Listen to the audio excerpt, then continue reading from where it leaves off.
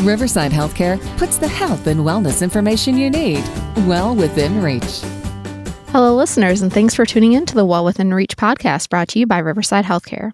I'm your host, Liz Unruh, and joining me today is Rachel LaGesse, who is the director of our Outpatient Behavioral Health here at Riverside.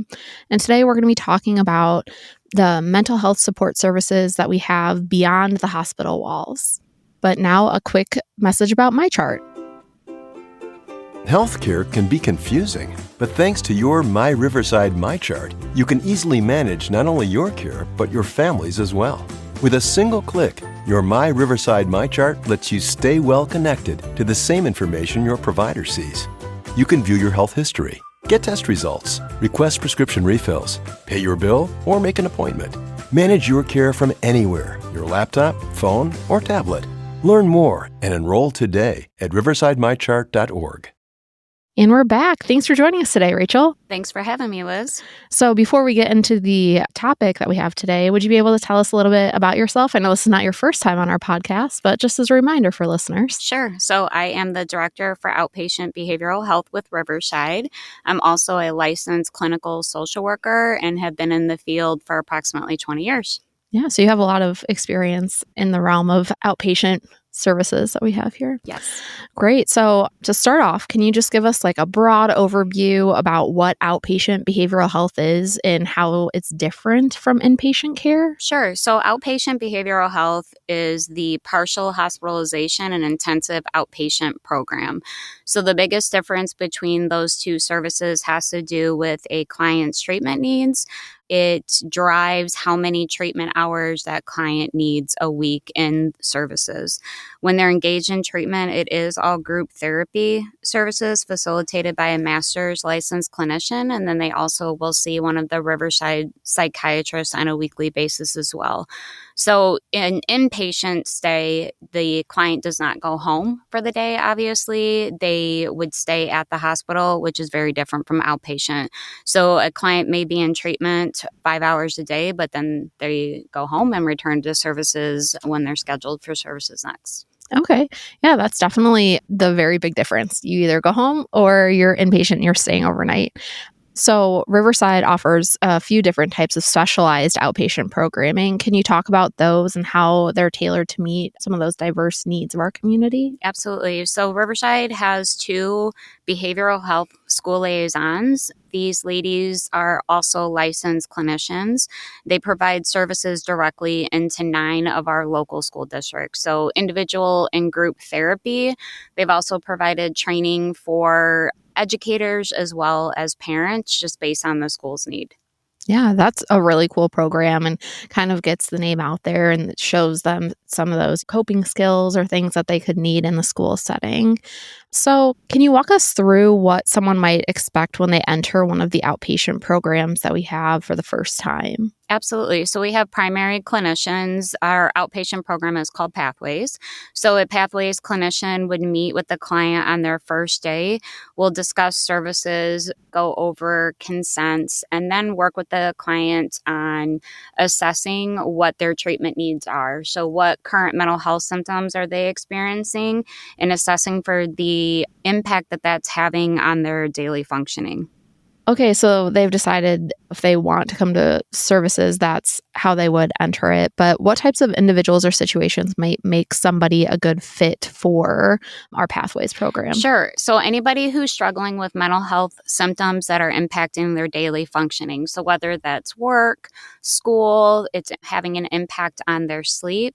Outpatient services are also beneficial for clients who are stepping down from a higher level of care. So that could be an inpatient hospitalization or residential treatment. And then last, outpatient can also prevent a future hospitalization for a client. Yeah, that's really big.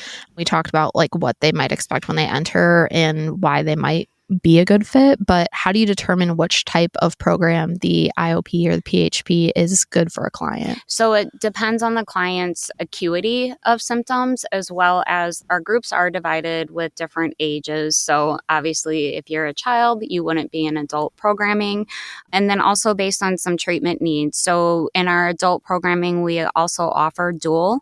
So that is addressing clients who have mental health concerns as well as substance abuse concerns. services. And we also have an all-female adult trauma-specific group. So again, just based on what the client's presenting treatment needs are would drive what cohort they would be best suited in. Yeah, I think that's important. Being with people that are going through something similar so that you can relate is definitely huge. Mm-hmm. We're going to take a quick break to learn about primary care. Consistency is being able to count on someone to be there when you need them. At Riverside Healthcare, your primary care provider is dedicated to being in your corner, helping you and your family stay healthy and thrive. Find the right primary care provider for you at myrhc.net/accepting new. From annual screenings to well checks and everything in between, having a primary care provider that you can trust makes all the difference. So back to our programming, we talked about the different programs a little bit, but are there age-specific or condition-specific programs, like services tailored to youth or older adults? I know you mentioned the trauma group. Mm-hmm. Yep. So our program is also divided age-specific. So our child group is from 7 to 11 years of age. Adolescent services start at the age of 12 to the age of 17, and then adults are 18 and older. And then, as I mentioned before, just depending on what the client's treatment need is, if they're struggling with substance abuse as well as mental health symptoms, they would be appropriate for our dual group. Yeah, I think that's really important, knowing that we have different age groups, that you're not seeing a 7 to 11-year-old in with like the older group. I think it's important that it's all age relevant. Let's talk a little bit about timelines.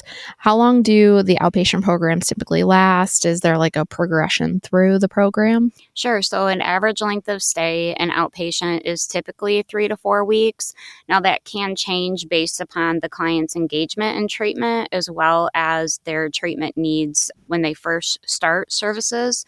We do meet with our psychiatrists on a weekly basis to talk about clients' progress, and that really helps determine when they are ready for discharge, as well as what will the next steps be upon discharge. So possible referrals for individual therapy, continued with medication monitoring with the psychiatrist, whatever their needs are. Yeah, and you kind of touched on my next question. So you make sure they touch base with medication management or the psychiatrist, but are there other ways that you and your team work with the other providers across the Riverside care continuum to make sure that care is continuous and coordinated? Yep. I would say most with the psychiatrists with Riverside. So a lot of our clients will then have follow-up care once they complete services with us.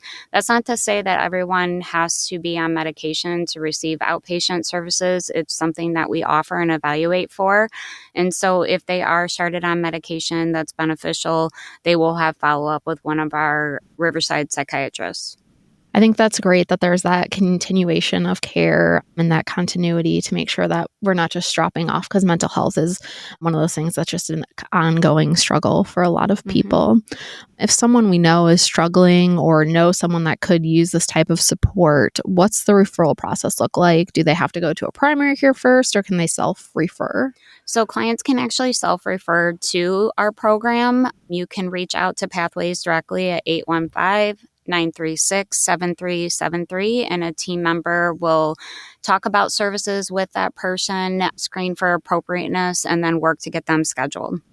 That's great, and definitely a great resource for people if they know someone that is struggling. And my final question here, what do you wish more people knew about the Pathways program or our outpatient behavioral health in general that might reduce the stigma or encourage somebody to take the first step?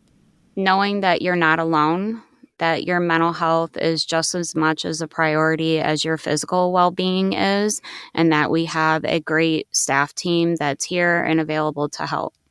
I think that's the best words of advice anyone could give for someone that is struggling with a mental health situation. Well, thank you, Rachel, for joining us today. Thanks for having me. And thank you, listeners, for tuning in to the Well Within Reach podcast brought to you by Riverside Healthcare. To learn more about Riverside Behavioral Health, visit riversidehealthcare.org.